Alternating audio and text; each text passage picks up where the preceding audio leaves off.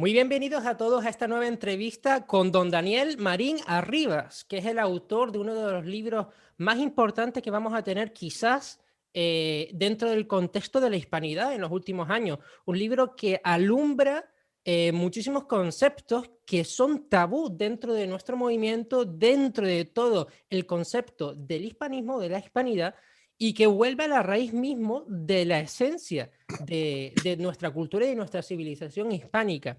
Este libro es Juan de Mariana y la defensa de la cristiandad hispana. Antes de presentar a nuestro querido invitado, vamos a leer una pequeña reseña de él y así, para quien no lo conozca, puedan saber un poco más. Don Daniel Marín Arribas es español, docente universitario y economista profesional en ejercicio, además de católico. Asimismo, colabora en diferentes medios de comunicación como Radio Ya, Intereconomía, Adelante la Fe y la productora católica Agnus Dei, y es miembro de AEDOS, Asociación para el Estudio de la Doctrina Social de la Iglesia Católica. En sus titulaciones avanzadas se encuentra el ser máster en Escuela Austríaca de Economía y máster en Doctrina Social de la Iglesia, además de máster en Psicología y técnico superior en Control de Gestión por el Colegio de Economistas de Madrid.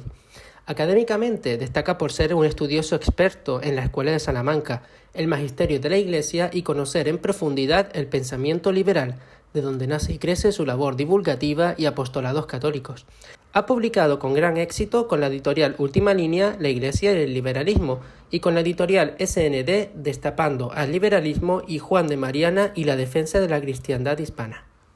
El libro que nos atañe hoy. Muy bienvenido, don Daniel, ¿qué tal está? Muy bien, encantado de estar por aquí con todos ustedes y de hablar de una cosa que me gusta tanto, que es la cristiandad hispana. Pues don Daniel, antes de nada queríamos comenzar agradeciéndole esta publicación porque hemos tenido y siempre estamos teniendo dentro de este concepto de la hispanidad un debate continuo, ¿no? Y a veces hace falta quizás una luz que alumbre en el tema más, que se mete más en el tema teológico, que es la esencia misma de la formación de nuestra civilización.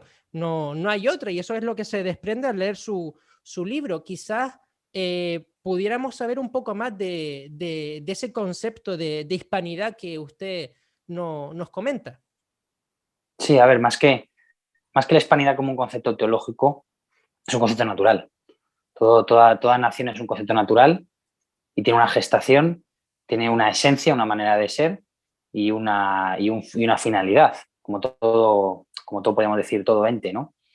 La hispanidad en concreto, pues no es algo teológico, pero sí que se ha creado, se ha gestado y su esencia consiste en estar al calor de la cristiandad, de la Iglesia Católica, de la herencia que nos dejó nuestro Señor Jesucristo y el Evangelio. Y esto es lo que al fin y al cabo sería la hispanidad. Por eso en el libro hablo de la cristiandad hispana, porque la hispanidad sería una cristiandad concretizada en la historia, encarnada, como un ser accidental, histórico, pero que formaría parte de lo que más globalmente podría ser una cristiandad. Es un tipo de cristiandad, una cristiandad hispana. Por eso, al contrario, no puedo hablar, o no me gusta tanto hablar de hispanidad católica, porque el término católico ya se debe o debería concebir en el término hispanidad, ya lo incluye. Entonces sería reiterativo hablar de hispanidad católica, porque ya la hispanidad por su propia esencia es católica. Pero sí sería más correcto, y sí me gusta más hablar del término de cristiandad hispana, porque sería una manera concretizada en la historia, con unos hechos concretos y con un desenvolvimiento histórico concreto de una cristiandad, que sería propiamente una cristiandad con todas las notas sí, teológicas también, pero de muchos tipos, doctrinales, etcétera, plasmadas en la realidad de esa patria, de esa nación. Exactamente, don Daniel. También tenemos que tener en cuenta que hay mucha argumentación acerca, bueno, yo siendo hispano, me llevo muy bien, nos llevamos muy bien aquí desde España con Hispanoamérica, pero siendo católicos, quizás nos nombran, por ejemplo, un polaco que tiene que ver con nosotros siendo católicos. Pues ahí resuelve usted esa duda, ¿no? El concepto de catolicidad universal, ¿no? Nos engloba a todos, pero la cristiandad hispana es un concepto que hay que matizar, ¿no? Y hay que matizar porque de no matizarla quizás nos vienen ahora los problemas que vamos arrastrando más de 200 años, ¿no? Quizás la causa principal de nuestros males. No sé cómo lo ve usted. Bueno, aquí en primer lugar has hablado del término Hispanoamérica. Hispanoamérica no se puede entender sin hispanidad, es que el propio término lo concibe. América como continente, y además concretamente Hispanoamérica, es una civilización que se crea al calor de la hispanidad, con un cruce de culturas, sí es verdad, pero no con un cruce de culturas simplemente con una mixtura de culturas, sino con una evangelización de las culturas que había allí originarias e incorporadas a la propia hispanidad.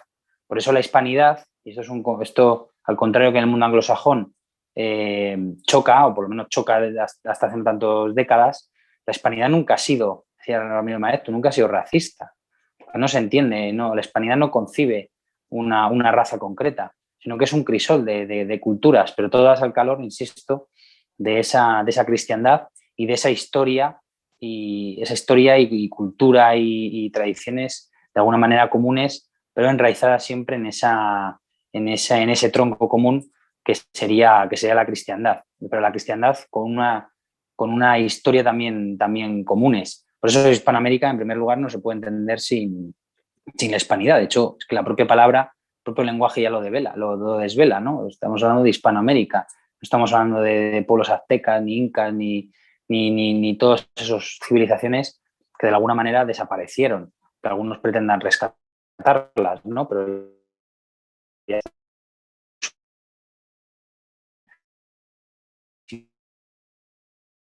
no, no me gusta la palabra usarla, mejoradas, vivificadas al calor del único ser.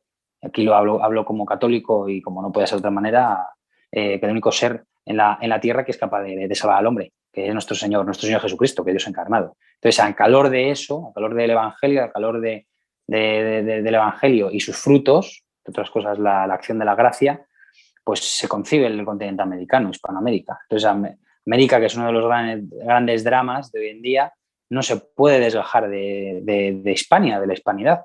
Igual que la hispanidad en sí misma tampoco se puede desgajar de su propia esencia, católica y también de sus primeras raíces grecorromanas.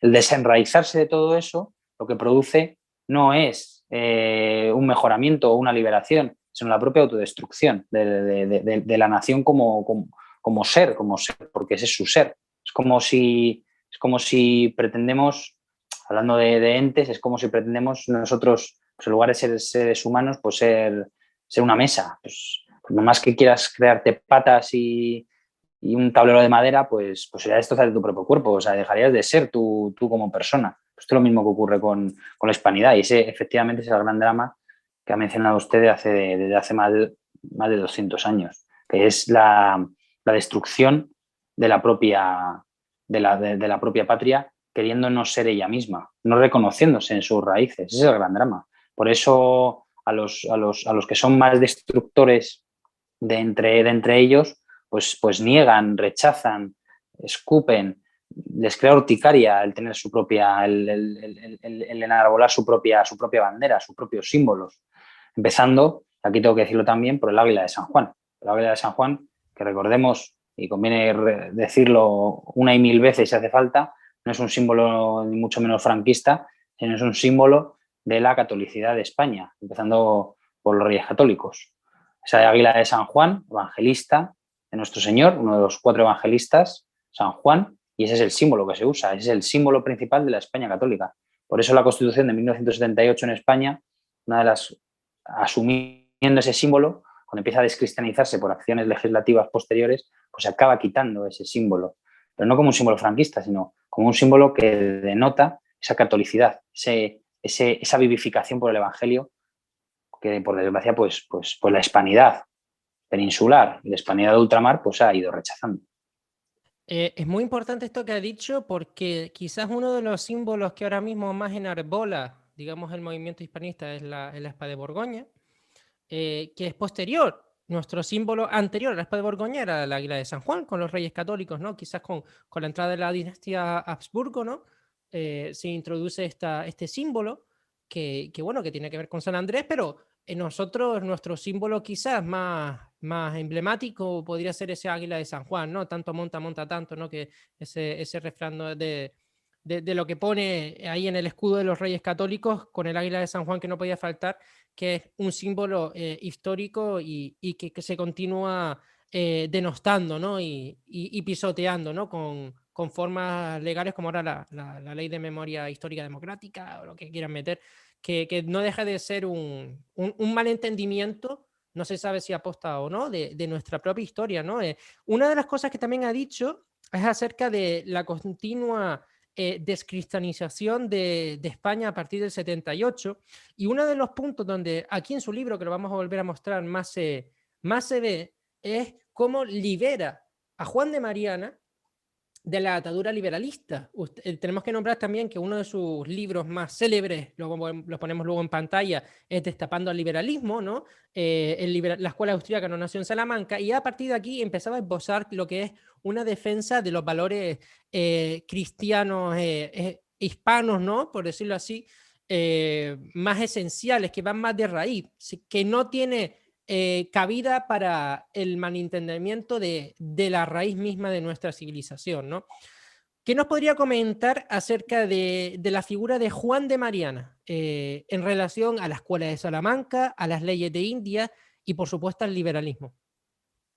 Bueno, para empezar, y aquí retomo con la cuestión del símbolo del águila de San Juan. Juan de Mariana, entre otros grandes teólogos de aquella época, y además Juan de Mariana concretamente, porque una de las cuestiones más destacadas de este sacerdote jesuita del siglo XVI español era que era historiador, y él todavía con más peso acerca de la cuestión, pero también otros teólogos constantemente se hacían referencias a nuestros reyes católicos, que además merecieron precisamente y de manera muy justa ese título de reyes católicos. Y los reyes católicos precisamente representan, encarnan, a mi juicio, una de las perfecciones monárquicas de la hispanidad digamos, más perfeccionadas o más cercanas a lo que debe ser la perfección de un monarca católico, al calor, insisto, del mensaje del Evangelio. Todos los teólogos, los ilustres, los teólogos importantes de esa España que también se ha llamado correctamente la España del siglo de oro, porque fue la España dorada, esa España sí de la Inquisición, esa España sí de las evangelizaciones de las Indias, esa España sí de todos esos teólogos y juristas. Esa España era la del siglo dorado, que algunos de solte urticaria escuchar algunas de las cosas que afirmaban estos teólogos. Pues esa España del siglo dorado constantemente se están refiriendo a nuestros reyes católicos. Los reyes católicos, para mí, a mi juicio, esto sí es una cuestión, no es tanto doctrinal como algo personal, creo que si no son los mejores, por lo menos son uno de los mejores monarcas que ha tenido la historia no solo de la hispanidad, sino la historia de universal, ¿no? Y cabría poder tenerlos que estudiar, por mucho que estén enostados, porque también, sí, esa España que expulsó a los judíos, el decreto de expulsión de los judíos al calor del inquisidor Tomás de Torquemada. Y Juan de Mariana, ya que menta esa figura, y en mi libro la enarbolo, creo que es uno de los sacerdotes jesuitas, y además le quiero destacar por todas las injurias que han vertido sobre él, muy principalmente los liberales a lo largo de las últimas décadas, pero también remontados hace algún siglo que otro. Juan de Mariana es uno de los que encarnan precisamente mejor, o es uno de los que encarnan muy bien ese ideal de la cristiandad hispana, porque era un teólogo, era un sacerdote cuyas doctrinas, cuyas enseñanzas, incluso su carácter personal, decían de cómo éramos y de cómo éramos en ese siglo dorado que es cuando no éramos grandes, cuando nosotros pues éramos más nosotros y no las vergüenzas posteriores al calor de otro tipo de monarquías y de otro tipo de gobernantes. Y este es Juan de Mariana. Juan de Mariana es un sacerdote jesuita, siglo XVI español estamos hablando. Es un sacerdote al que se le debe una una magna obra que es la Historia de España, que además él mismo tradujo al castellano, a la lengua vernácula, para poder ser difundida más fácilmente. Juan de Mariana también es un sacerdote jesuita que estuvo encargado de hacer el índex de libros prohibidos. Sí, en aquella época la censura, no todo se podía leer, evidentemente, como tampoco ahora se podía o se debería leer todo lo que corrompe el alma y las virtudes de las personas. Y Juan de Mariana es el encargado de ese índex inquisitorial. Juan de Mariana también es el encargado de escribir un libro muy importante también para la historia de la cristiandad hispana, que es del Rey de la Institución Real, que habla de las virtudes que debe tener un buen monarca. Y cuando escribía Juan de Mariana ese libro, pues no lo dice expresamente, o por lo menos que yo recuerde no lo menciona expresamente, pero se denota que por algunos comentarios que hace y por algunas alabanzas que hace a los reyes católicos, pues se denota que estaba pensando precisamente en la monarquía de doña Isabel y don Fernando.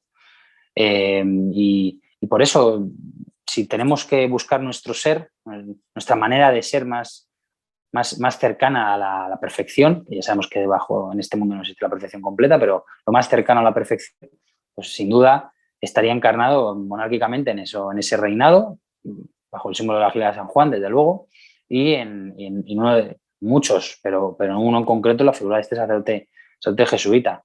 Sacerdote jesuita, ejemplo de lo que debe ser un buen sacerdote. Un sacerdote que amaba a su patria, un sacerdote que afirmaba que la patria había que defenderla contra el tirano, un sacerdote que afirmaba que la religión era la religión católica era uno de los bienes comunes, si no el bien común más importante, porque es el que, bajo el paraguas del cual se preservan el resto de virtudes y el resto de bienes. Era el sacerdote, insisto, otra vez del índex inquisitorial, era el sacerdote de la historia de España, una belleza de historia traducida por él, y es un sacerdote que, en fin, decía un personaje de Sopa cuando murió, que cuando murió Juan de Mariana se había perdido o habían perdido la hispanidad uno de sus grandes referentes y uno de sus grandes frenos. Lo voy a leer por boca directamente de Jaime Balmes. Por supuesto. Es muy importante. Y por cierto, Jaime Balmes, a la sazón, pues comentaba hablando de Juan de Mariana precisamente este punto, ¿no? Cuánto era importante la figura de los reyes católicos, y luego posteriormente como poco a poco se va degenerando la hispanidad dentro de sus seres. Es decir, que en aquella época, de alguna manera, la hispanidad alcanza su culmen, y a partir de ahí, pues por desgracia, hemos ido sucediendo poco a poco la decadencia hasta lo que nos toca vivir hoy y lo que no sabemos tocará vivir a las siguientes generaciones. Entonces, Jaime Balmes, hablando de Juan de Mariana, en un extracto bello, decía: en cuanto a España, al ver el ascendiente que iban tomando los privados, que ya en aquella época, no nos quejamos de muchos males, pero es que ya en aquella época ya estaban plantadas las semillas de esos males. Dice Jaime Balmes: en cuanto a España, al ver el ascendiente que iban tomando los privados y esa dejadez en que se sumía al gobierno, recordemos, por ejemplo, que Carlos V no ajusticia a Lutero en tiempo y forma, y al final pasa lo que pasa con la reforma protestante, con la mal llamada reforma protestante, ruptura. Y esa dejadez en que se sumía al gobierno y que, por desgracia, se hizo hereditaria. Levantábase su pecho, estamos hablando de Juan de Mariana, hablaba Jaime Balmes de Juan de Mariana, levantábase su pecho con generosa indignación, temiendo, no sin motivo, que así se oscurecía nuestra gloria, se enflaquecía nuestra pujanza y vendría al suelo toda nuestra grandeza. Grandes males nos amenazan, decía ya por el siglo XVI. Lo digo por aquellos personajes que estiman que la ruptura, hay algunos que se han quedado con que la ruptura viene de los Borbones y otros porque la ruptura viene a partir de Isabel II. A mi juicio, y aquí sigo un poco pues esta línea de Juan de Mariana, creo que los puntos pues vienen antes, ¿no? La semilla de la decadencia. Grandes males nos amenazan, decía. Y todavía no ha entrado Felipe V siglos después por nuestra frontera, ni siquiera la liberal Isabel II siglos después. Desgraciadamente, su previsión no ha salido fallida. Porque si bien es verdad que la revolución nos ha causado grandes desastres, la revolución, tampoco lo es menos que los reyes no cuidaron siempre, cual debían, el magnífico patrimonio que a sus descendientes legaron Fernando e Isabel. Efectivamente, tenemos un montón de monarcas que no cuidaron cuál debían el magnífico patrimonio que dejaron don Fernando y doña Isabel. Y sigue Jaime Balmes. El reinado de Carlos II, último vástago de la raza austríaca, y los de Carlos IV y Fernando VII no nos han dejado recuerdos muy gratos. Mariana asistía al comienzo de esta decadencia.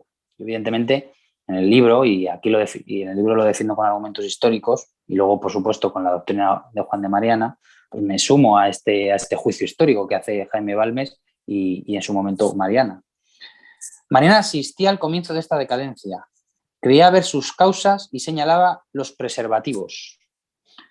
Formado su espíritu en el estudio de los grandes acontecimientos nacionales, no podía sufrir las pequeñas intrigas de palacio, cuántas cortes hemos visto, podridas, ni las tortuosas y mezquinas miras de ambiciosos cortesanos. Quería que el trono salido de Covadonga, de don Pelayo, se asentase sobre cimientos sólidos y anchurosos. ¿Sobre qué cimientos? Decía Juan de Mariana que había que asentar el trono salido de Covadonga, es decir, la cristiandad hispana. La religión, la justicia y las libertades antiguas. Imaginábase en sus bellos sueños que el trono de Pelayo no debía ser ocupado por indignos sucesores. Y la indignación latía en su pecho al ver que el impuro aliento de una corte corrompida y aduladora, hablando del siglo XVI, comenzaba a empañar la diadema de Isabel de Castilla. Por esto gritaba con fuerza, a veces con arrebato, levantando su voz más alto de lo que convenía al reposo del escritor y al bien del público. Se ve muy claramente, y además lo dicen otros testimonios presentes en la propia época, no esta reseña que hace siglos después Jaime Balmes, que Juan de Mariana era una persona de carácter, como de carácter son los grandes hispanos, los grandes personajes de la hispanidad, siempre han sido personajes con carácter, siempre han sido varoniles, siempre han sido estovir, es decirse hombre, ¿no? Han sido afeminados. De lo que convenía al reposo del escritor y al bien del público. Así lo reconoce él mismo escribiendo al cardenal Bellarmino. Sin más armas que su pluma, sin más apoyo que el testimonio de su conciencia, llegó a formarse una especie de poder tribunicio, muy exactamente expresado por el famoso dicho del presidente del Consejo de Castilla, don Francisco de Contreras. Cuando al saber de la muerte de Mariana, aquí hago referencia a lo que he comentado antes, exclamó: hoy ha perdido el freno nuestro consejo. Consejo de Castilla, evidentemente, pues aquí teníamos siempre la voz siempre recta y de la conciencia de lo que fue un buen sacerdote, un sacerdote jesuita, lo que además no solo encarnó la cristiandad hispana. Aquí en el libro, de una manera transversal y de vez en cuando, pues también hago una defensa de lo que ha supuesto la Compañía de Jesús para la historia de la Iglesia Católica, por cierto. Pero bueno, esto no es el núcleo central del libro, pero también conviene decirlo, ¿no? Como Juan de Mariana pues ha encarnado precisamente lo que debe ser un sacerdote jesuita. Tan alejados también los jesuitas actualmente de lo que debería ser un sacerdote hijo de San Ignacio. Sí, la verdad que la orden de los jesuitas ahora mismo está en un punto que quizás habría que retomar también sus raíces, como también la hispanidad, ¿no? Que como bien estamos hablando, usted me da mucha... Recordemos que la orden de los jesuitas además es una orden hispánica. Exacto. De origen hispano. Igual que los dominicos. Uno de los dos grandes pulmones de la Iglesia Católica son órdenes de creación hispánica. Los dominicos con Santo Domingo de Guzmán y los jesuitas con San Ignacio de Loyola. Conviene resaltarlo. De ahí también el carácter ese que he comentado antes de esa cristiandad hispana. ¿Qué frutos ha dado? Pues precisamente uno de los grandes frutos que ha dado, entre otros, ha sido dar a la Iglesia pues dos de las más importantes y relevantes históricamente hablando de las órdenes religiosas, que son los jesuitas y los dominicos. Exactamente. Pues también quería preguntarle, hay muchas dudas, ¿no? En relación a, bueno, si todo esto de lo que estamos hablando es correcto, se pretende llegar a una, bueno, entre comillas, teocracia, ¿no? Teocracia, ¿no? Y yo me pregunto, igual que usted, ¿en qué momento España no ha sido nunca una teocracia, como llaman esto? Como también ese falso desarrollo histórico, que a mí me encanta leerlo en su libro, ¿no? Cómo han vendido la historia como un desarrollo desligándolo de Dios, ¿no? Y parece que desde el año cero o el año uno, ¿no? Perdón, hasta el 2021 que estamos hoy, como que ha sido un desarrollo, ¿no? Un continuo cambio de poder, ¿no? Y una lucha a todas luces que sigue siendo la de siempre, ¿no? El bien contra el mal, ¿no? Esto sigue siendo encarnado por nuestra civilización continuamente. Obviamente no estamos en nuestro mejor momento. El término teocracia convendría explicar qué se entiende por teocracia, porque se pueden entender muchas cosas por teocracia. Teocracia, por lo menos como voy a sentar ahora mismo que se debe entender, y evidentemente esto no calificaría a la cristiandad hispana de una teocracia. Teocracia es cuando una religión impone un código legislativo concreto, como son los musulmanes, como son los judíos, como eran una de las leyes antiguas del Antiguo Testamento, que eran directamente códigos legislativos basados en los decretos de Dios, tal cual. Eso en primer lugar. Entonces, el Islam, por ejemplo, sí que se podría hablar de que es una teocracia, propiamente dicha, hablando en un sentido propio. Habría otra segunda acepción o otro segundo entendimiento de la teocracia, que es la voluntad de Dios encarnada en una figura concreta. Y esto, evidentemente, no nos traería tampoco a la cristiandad hispana, sino al mundo protestante con el derecho divino de los reyes. Aquí conviene hacer siempre una distinción muy importante, que es la cuestión del poder regio. Poder regio, nuestros escolásticos, lo he dicho muchas veces y desde luego pues lo volveré a repetir en algunas otras de mis obras. Los escolásticos defendieron, porque esto se ha entendido muy mal por liberales y por gente no liberal, entendieron los escolásticos que el poder regio, el poder venía de Dios. Esto no quiere decir que Dios de repente desde el cielo nos dé las leyes. Esto es una estupidez supina. Y esto es lo que afirmaron los protestantes. Porque los protestantes decían que Dios designaba expresamente a un gobernante. Y ese gobernante era como una especie de representante directo de Dios en la tierra, de tal manera que todos sus preceptos, de manera automática, pues venían a ser justos, porque vendían directamente de los preceptos de Dios. La cristiandad hispana no lo entiende así. Por eso la cristiandad hispana, y eso sí que lo reitero mucho en el libro, la cristiandad hispana siempre ha estado en contra del absolutismo. Contra el absolutismo, ya sea monárquico, o en contra del absolutismo más moderno, que es el absolutismo democrático. La cristiandad hispana lo que entiende es que el poder efectivamente viene de Dios, pero este o aquel gobernante debe ser designado mediante los cauces que estime oportuna la república, es decir, el país, la res pública, la cosa pública. De una manera histórica, España ha sido una monarquía hereditaria. Anteriormente era electiva. La manera de que se designa a un gobernante, a este o aquel gobernante, pues efectivamente lo designa el cuerpo comunitario en base a sus leyes históricas o sus leyes que se puedan marcar en un momento dado atendiendo a unas circunstancias históricas. Bien, este o aquel gobernante. Pero que el poder venga de Dios, es decir, el origen del poder, la potestad venga de Dios, no este o aquel gobernante, insisto, lo que le obliga, lo que le ata a ese gobernante es a no poder ejercer ningún poder absolutista, ningún poder tampoco arbitrario, sino que siempre se debe someter a las leyes naturales, es decir, al orden creado por Dios, tal cual Dios lo ha hecho. Es decir, por ejemplo, pues de una manera natural, por derecho natural, pues está mal que yo que sé, ahora mismo si pasa una persona por la calle y le pego un puñetazo así porque sí, pues eso no es, eso estaría contra el derecho natural y evidentemente pues estaría penado, ¿no? Y así, he puesto un ejemplo sencillo y tonto, pero para que se entienda la cuestión. Es decir, el gobernante sí que está obligado, porque su potestad, es decir, su capacidad de mando, le viene a través de Dios, pero no su designación, insisto. Entonces, esto lo que le hace es que deba someterse tanto a las leyes naturales como a las leyes divinas directas, y por otro lado, por último, evidentemente al derecho positivo también. Pues de ahí que los reyes monárquicos, los monarcas españoles, pues también tenían que jurar los fueros concretos de un lugar. No podían ejercer su poder arbitrario, sino también era un poder que Santo Tomás de Aquino y por supuesto el resto de tomistas también de nuestra España del siglo de oro, por ejemplo Francisco de Vitoria, habla de un régimen mixto de gobierno.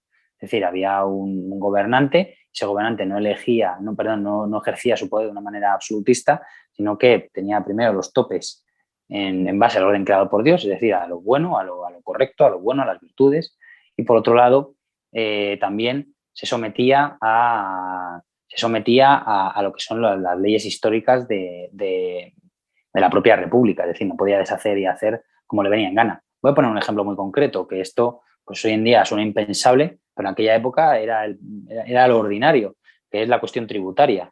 El rey no podía imponer los tributos que le diera la gana, no tenía un poder absolutista en virtud de los tributos, en virtud de las propiedades de sus gobernados, sino que debía administrarlas con justicia. Y una de las cosas para administrarlas con justicia es que debía pedir a las cortes, representadas por nobleza, etcétera, y también pueblo llano,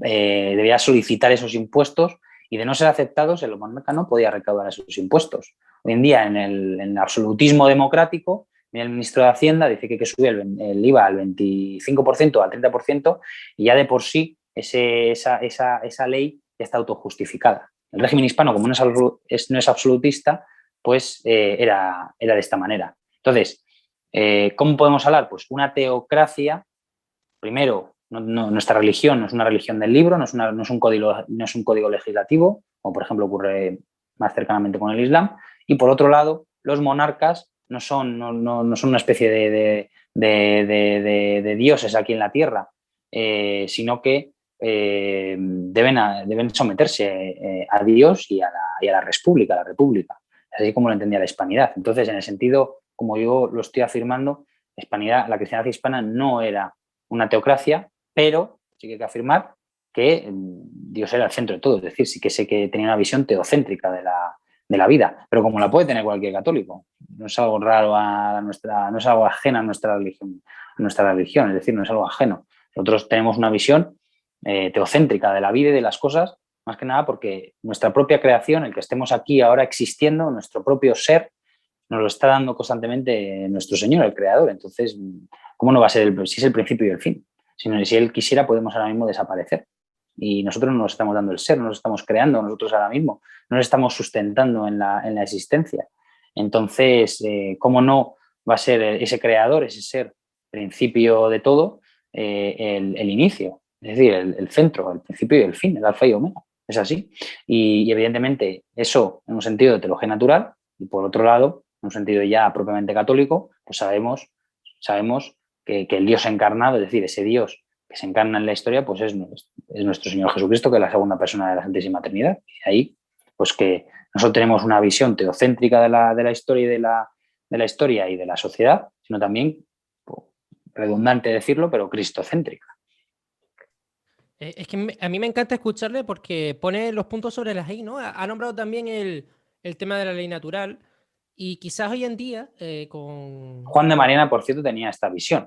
Sí, todo tenía se esta ha visión. dicho de paso. De hecho, en el Rey y la Seducción Real, las virtudes principales que tenía que tener un buen gobernante, un buen monarca, y lo dice Juan de Mariana, era el santo temor de Dios. Es decir, el miedo, también esto se ha entendido mal, no es el miedo a Dios asustado porque Dios me va a castigar y ay, qué malo. No, el santo temor de Dios a ofenderle, a fallarle, es decir, a tener miedo de ofender a Dios, como un buen padre. Y aquí, evidentemente, como hay mucha ignorancia generalizada, pero el temor puede ser temor filial o temor servil. Temor servil es un temor de siervo, es decir, si hago esto mal me va a castigar. Es el primer temor, de hecho, temor a ir al infierno. Pero luego hay un temor más elevado que es el temor filial, es decir, sentirnos hijos de Dios y no queremos fallar a nuestro gobernante. Y esto fue lo que inspiró la doctrina de Juan de Mariana, y esto fue lo que inspiró a nivel legislativo y ejecutivo, y bueno, decirlo de una manera, de un término más clásico, a nivel regio, pues don Fernando y doña Isabel, los reyes católicos.